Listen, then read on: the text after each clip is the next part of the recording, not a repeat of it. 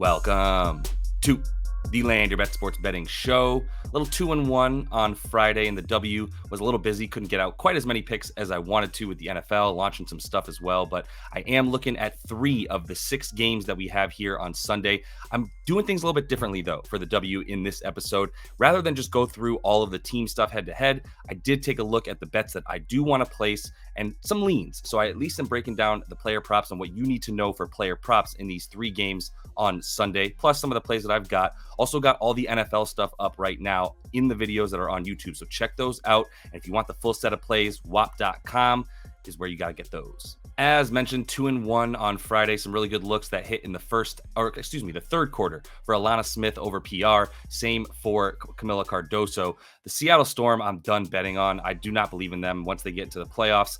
Might lose in the first round, to be honest. They're probably looking at at best a 5 seed, maybe even the 6 seed if the Fever can catch them. But either way, not liking their chances. Not going to be betting on them.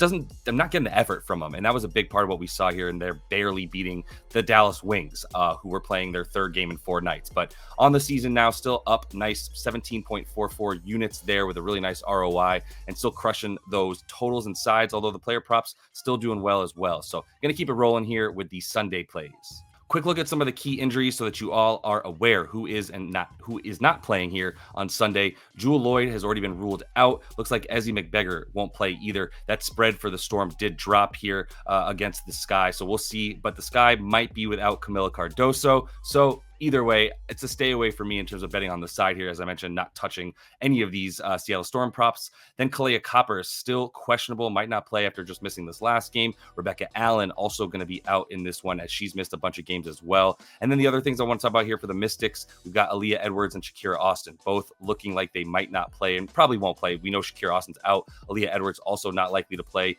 Maybe some Stephanie Dolson props. I just got burned by her, so not sure I'll be going back to it. But if you are interested, that's probably a good look without any other bigs to play for Washington. I'm going to get into this really exciting Liberty game against the Lynx because that is the top 2 teams in the league, as you can see, according to the standings. And I will say the Lynx, they need to win out and hope that the Liberty lose out. Obviously, starting with this game where they would beat them if they do. But otherwise, they are looking at the 2 seed here. We'll see how that really impacts the flow of the game. I would say it's a lot more likely to be towards an under, really low total at 159.5 for that game.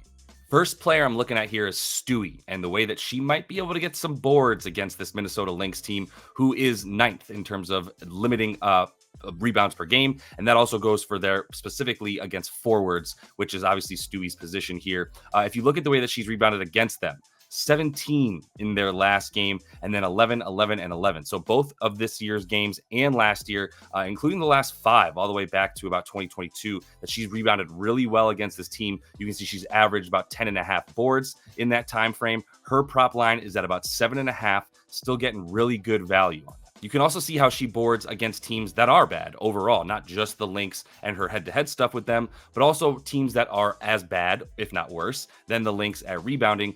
She's played the bottom 3 or 4 rebounding teams. 5 teams, the bottom 5 ranked teams in terms of opponent rebounds and how well they're able to limit opponent rebounds. All the bottom teams here that she's played 15 times total, 9 of 15, so pretty good hit rate there, averaging about 9.3. Her season average is also 8.4. And the other thing about her minutes here is going to be that she's played about 38 minutes per game against the Lynx. Really necessary because they have a good front court. And obviously Nafisa Collier, her former UConn buddy, also on this team. So she's needed for that versatility and length for defense just as much as anything, including rebounding, where she does play a big role against this team. And like I said, in games in general where she's playing against teams that are bad at rebounding, has been very good this season, averaging 9. She needs 8 to get over this rebound prop in this one.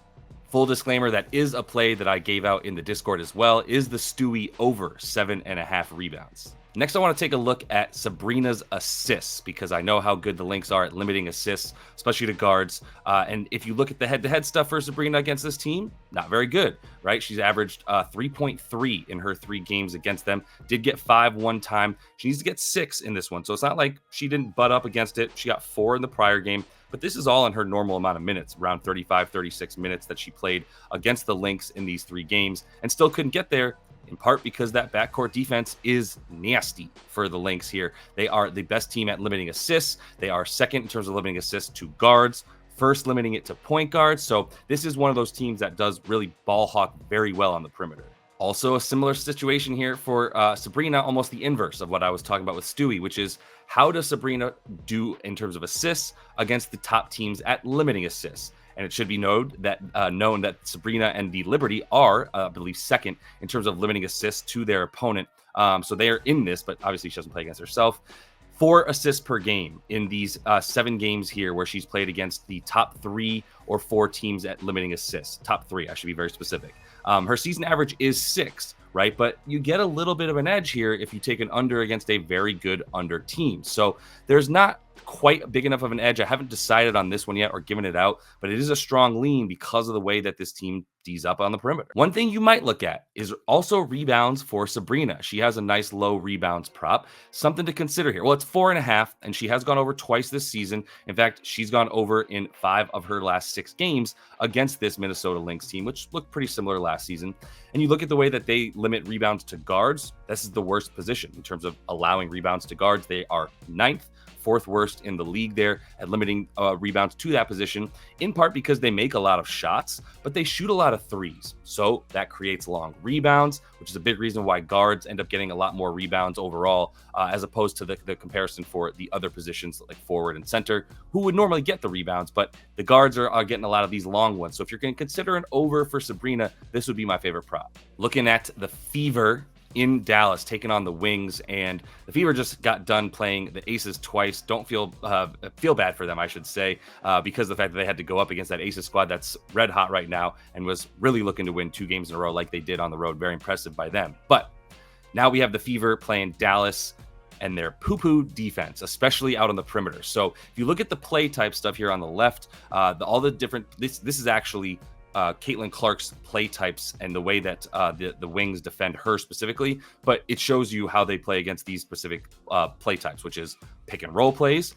free throws, transition, and off screen. They're either worst or second to worst against the pick and roll ball handler, allowing points per game off of these plays. So anybody on the Fever that's doing these things, pick and roll ball handler, a lot of CC, a lot of Kelsey Mitchell, and if you can get to the free throw line, you can get down low and get into the paint. This is going to be how you want to play against these are the types of players you want to target in terms of overs for points and overall other stats as well against the Wings. You can see the shot zone. This is how the Wings defend. They give up the most points in the paint. They give up the most points from the mid-range, and they're a little bit better defending the three-pointer than they are down low, but still not very good. 7th overall. Bottom half of the league in terms of above the break threes there, which is where most of these women are taking their shots. But I do want to throw a little bit of caution your way when it comes to just blindly betting on Caitlin Clark, because these lines are very high. These prop lines are just too stupid high, especially the points and assists for CC. She's at about 37, 38 and a half, depending on where you see it for her points and assists combined, 22 and a half on the points, 10 and a half on the assists. And it's because she's gone off against this team twice now, averaging like 45 points and assists combined in the 2 games against the Wings, because they are this bad. It's just this, you still have to play the number, and the number here is 38 and a half. So even if you look at Caitlin Clark and the way that she's capable of getting stuff against the Wings, because looking at the left here, they allow the second most points per game to point guards and guards in general, and they allow the most assists per game to guards. So we've already seen her do it. She's got a great matchup. Plus, there's probably a little bit of frustration after playing the Aces. We saw her finally come alive against that team in the second half of the second game in that back-to-back against them. So she's got some momentum. So all that says, yes, she's a great over. But we still have to play the number. And the number is too high over the course of a season. This is just too high of a number for how she has performed so far. So the 2 things on the right here are her percentages for the whole season on top. She's averaging 27 and a half points and assists combined on the season, 12 less than she needs in that game. Okay, but you say she's been coming on strong lately, so don't care that she's only gone over in 11 of 38 games on the season. I care more that she's been so good over the last 20 games and has really come on strong. Well, even in the last 20 games, she's only gone over 9 times, and her average is about 31 and a half points and assists. And by the way, it's actually 32 points and assists combined. The PRA is at 38 and a half. That's my bad. But even if you look at the 32 and a half points and assists combined, that's still about 2 more than she's averaging, 31 and a half, right? So she would need to get 33. She's not even at 32 in the last 20 games where she's really come on. And she's been the beneficiary of Kelsey Mitchell being healthy. When Mitchell's in there, they're not taking away from each other. They're actually helping each other raise their stats. still doesn't matter. Even against this poo-poo defense, the number is so high that you're not really going to find an edge just on the math. You have to just go vibes bet and bet it. And if that's the case, go for it. That's not my type of play here.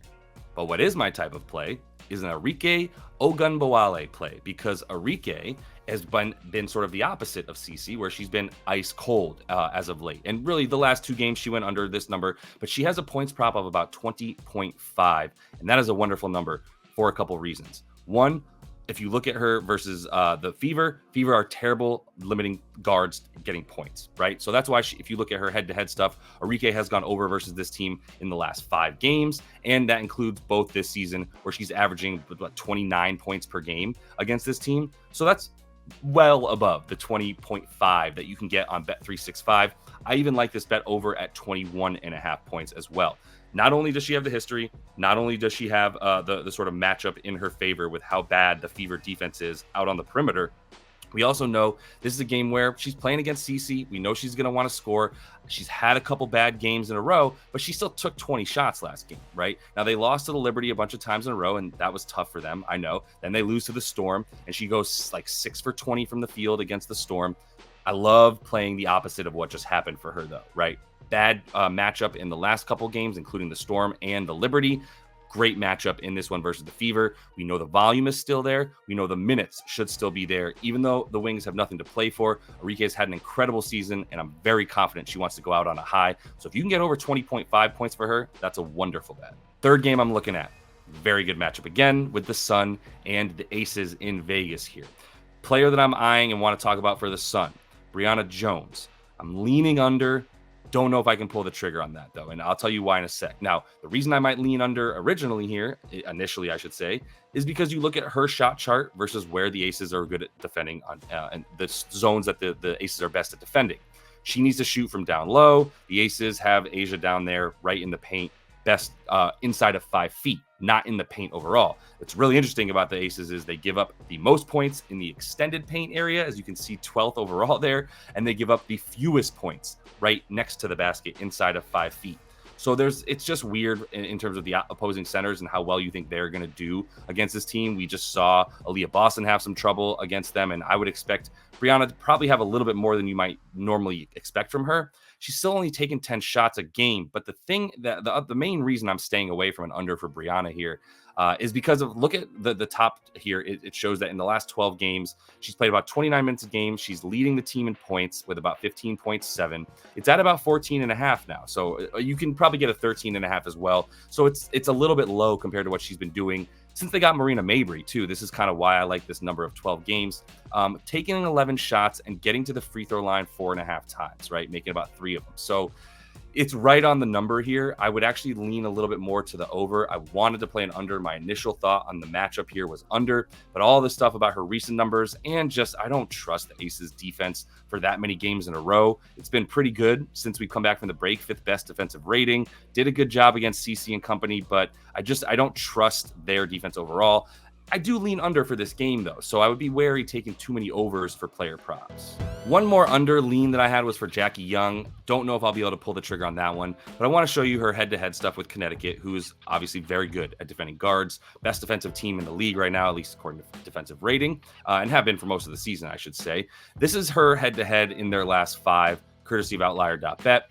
She is not averaging very many points. This is points, rebounds, and assists, just because I wanted to show you all 3 combined. And this would probably be my lean for the under for her, is at about 22.5 points and assists and rebounds combined.